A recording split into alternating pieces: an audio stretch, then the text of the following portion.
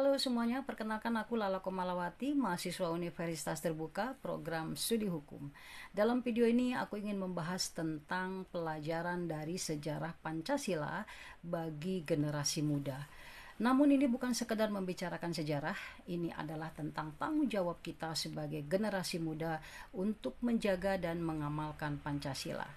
Pancasila lahir bukan dari ruang kosong, ia lahir dari perjuangan. Ia lahir dari perdebatan dan dari darah dan pengorbanan bangsa ini. Namun dalam perjalanannya, Pancasila tidak selalu dijalankan dengan jujur. Pada masa awal kemerdekaan, Pancasila menjadi pemersatu bangsa. Tapi saat persatuan itu sempat terpecah. Di masa demokrasi terpimpin, Pancasila mulai ditarik ke arah kepentingan kekuasaan. Bahkan di era Orde Baru, Pancasila dijadikan alat kontrol, bukan untuk membebaskan rakyat, tapi justru membungkam suara mereka. Sampai akhirnya Reformasi 1998 meledak sebagai bentuk perlawanan rakyat.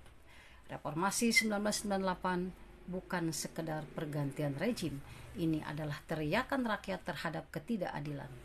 Mahasiswa turun ke jalan, rakyat bersatu, menuntut perubahan, menuntut keadilan, menuntut demokrasi yang sesungguhnya. Ini adalah bukti bahwa Pancasila hidup dalam perjuangan rakyat. Dalam peristiwa itu, kita melihat nilai Pancasila yang nyata. Sila keempat, demokrasi, suara rakyat harus didengar. Sila kelima, keadilan sosial, tidak boleh ada penindasan. Pancasila bukan sekedar teks, tapi harus diperjuangkan dalam realitas kehidupan. Artinya, Pancasila bukan hanya tulisan di dinding sekolah, bukan hanya hafalan saat upacara, tetapi nilai yang harus diperjuangkan dalam kehidupan nyata.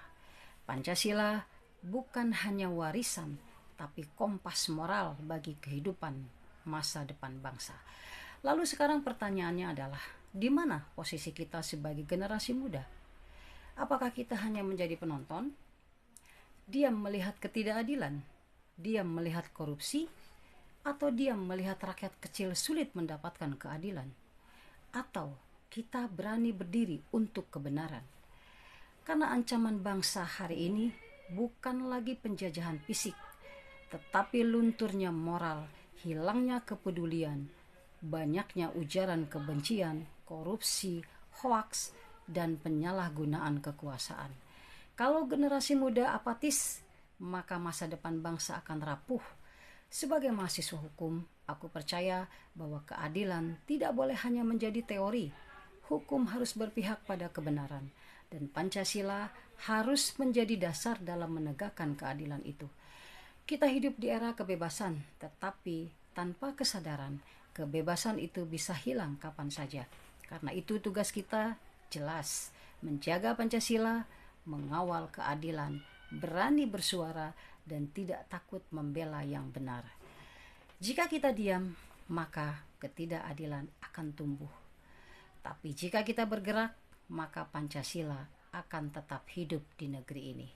Hidup mahasiswa, hidup rakyat Indonesia.